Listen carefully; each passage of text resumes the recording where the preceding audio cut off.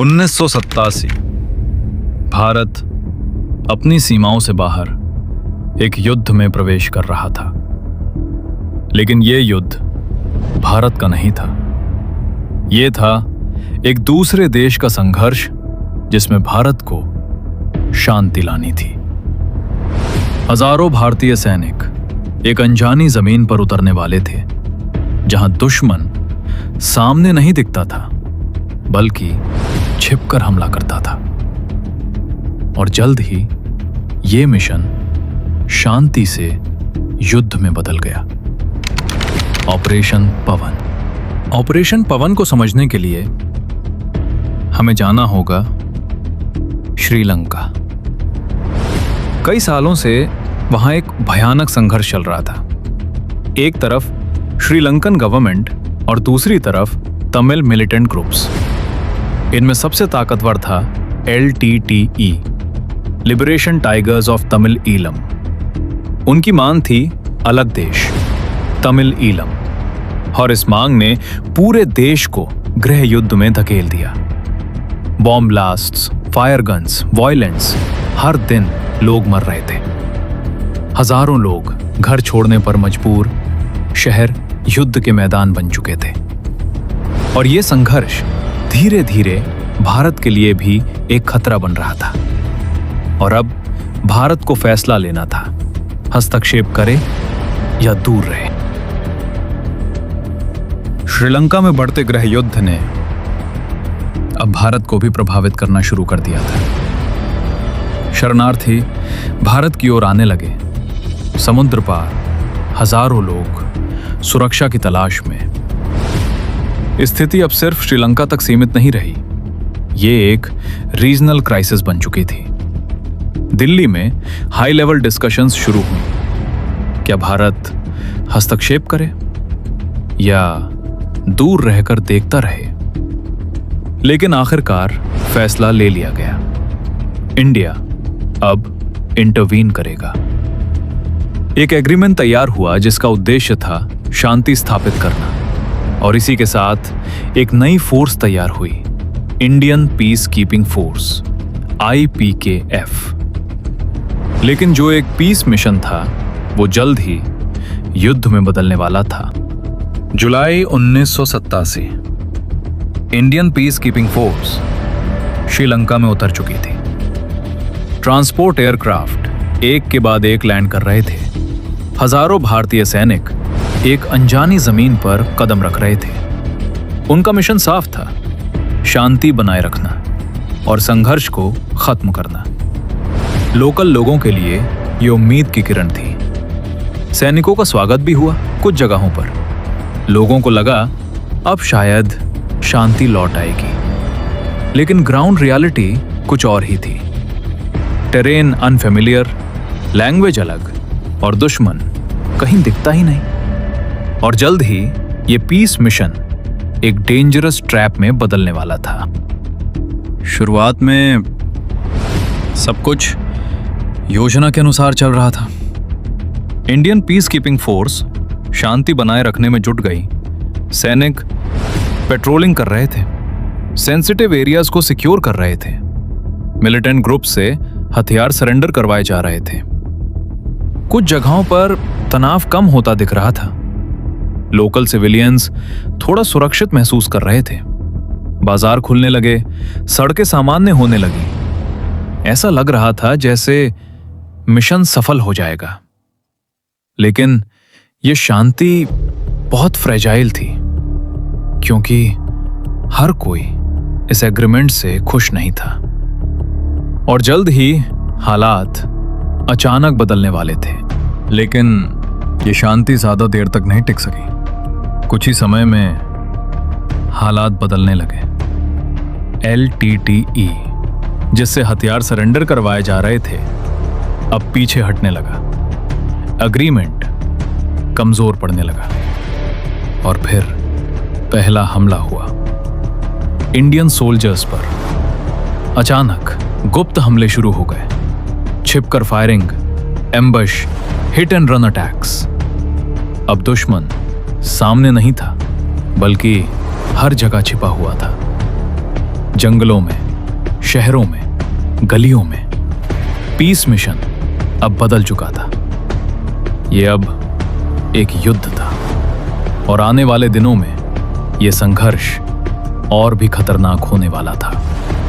अब युद्ध खुलकर सामने आ चुका था और इसका सबसे बड़ा मैदान बना जफना, एक शहर जो अब युद्ध का केंद्र बन चुका था।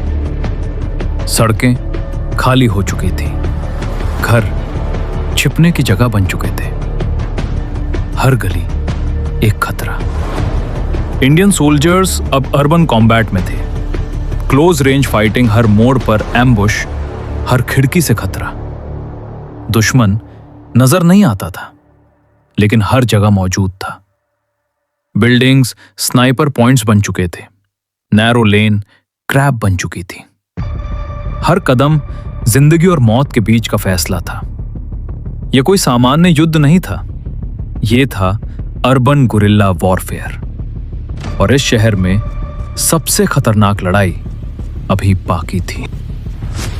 इस युद्ध की सबसे खतरनाक बात, दुश्मन दिखाई नहीं देता था। LTTE शैडो की तरह लड़ रहा था। हिट एंड रन अटैक्स, अचानक हमला और फिर गायब। जंगलों में छिपे फाइटर्स शहर की गलियों में घुल मिल जाते। इंडियन सोल्जर्स हर समय अलर्ट पर थे क्योंकि खतरा कहीं से भी आ सकता था। Road side ambush, improvised attacks, sniper fire, हर कदम रिस्क भरा था। नींद कम, प्रेशर ज्यादा। यह कन्वेंशनल वॉर नहीं था, यह था गुरिल्ला वॉरफेयर। और इस अनप्रेडिक्टेबल युद्ध में नुकसान बढ़ता जा रहा था। जैसे जैसे संघर्ष बढ़ता गया वैसे वैसे नुकसान भी बढ़ता गया। इंडियन सोल्जर्स जो शांति मिशन के लिए आए थे अब युद्ध में शहीद हो रहे थे। हर दिन कैजुअल्टी रिपोर्ट्स आ रही थी। घायल सैनिक फील्ड हॉस्पिटल्स में जिंदगी के लिए लड़ रहे थे। कई जवान अपने घर वापस नहीं जा पाए। परिवार अपने बेटों का इंतजार करते रहे। लेकिन नुकसान सिर्फ सैनिकों का नहीं था, सिवाइयंस भी इस युद्ध का शिकार बन रहे थे। शहर तबाह हो रहे थे, घर खाली हो रहे थे। यह मिशन अब बहुत भारी पड़ रहा था। एक पीस मिशन अब एक कॉस्टली वॉर बन चुका था और अभी सबसे कठिन लड़ाई आगे थी। अब यह संघर्ष पूरी तरह युद्ध में बदल चुका था। Indian forces full scale operations में उतर चुकी थी। कोऑर्डिनेटेड अटैक्स, मल्टीपल फ्रंट्स पर action, air support, ground assault, continuous engagement. Jaffna और आसपास के इलाकों में भारी लड़ाई शुरू हो चुकी थी। Explosions, gun fire, smoke everywhere. हर दिन नई लड़ाइयां, नए ऑपरेशंस। दुश्मन अब खुलकर सामने आ रहा था, लेकिन हर जीत एक कीमत लेकर आ रही थी। यह अब सिर्फ कंट्रोल का सवाल नहीं था, यह था सर्वाइवल। और इस इंटेंस युद्ध में इंडियन सोल्जर्स अकेले पड़ने लगे थे। जैसे जैसे युद्ध लंबा खिंचता गया वैसे वैसे सवाल उठने लगे। इंडिया में लोग पूछने लगे, हम इस युद्ध में क्यों हैं? यह हमारा युद्ध नहीं था, फिर हमारे सैनिक क्यों लड़ रहे हैं? कैजुअल्टीज बढ़ रही थीं और एंड दिखाई नहीं दे रहा था। मीडिया कवरेज, डिबेट्स, क्रिटिसिज्म, सरकार पर प्रेशर बढ़ने लगा। श्रीलंका में भी स्थिति आसान नहीं थी। लोकल पॉपुलेशन मिक्स रिएक्शन दे रही थी, कुछ सपोर्ट, कुछ विरोध। अब यह मिशन सिर्फ मिलिट्री ऑपरेशन नहीं था, यह एक पॉलिटिकल कंट्रोवर्सी बन चुका था और अब फैसला लेना जरूरी था। युद्ध जारी रखा जाए या खत्म किया जाए। कई महीनों के संघर्ष के बाद अब एक बड़ा फैसला लेना था। क्या यह मिशन जारी रखा जाए या इसे यहीं खत्म कर दिया जाए। कैजुअलिटीज बढ़ रही थी, प्रेशर लगातार बढ़ रहा था। दिल्ली में हाई लेवल डिस्कशंस फिर से शुरू हुई। Military reports, ground reality, public opinion, सब कुछ सामने था और आखिरकार फैसला ले लिया गया। इंडियन फोर्सेस अब वापस लौटेंगे। यह आसान फैसला नहीं था, लेकिन जरूरी था। एक मिशन जो शांति के लिए शुरू हुआ था, अब खत्म होने जा रहा था और अब वापसी का सफर शुरू होने वाला था। आखिरकार वो दिन आ ही गया। इंडियन ट्रूप्स श्रीलंका से वापस लौटने लगे। ट्रांसपोर्ट शिप्स, एयरक्राफ्ट, एक के बाद एक सैनिक अपने देश की ओर बढ़ रहे थे।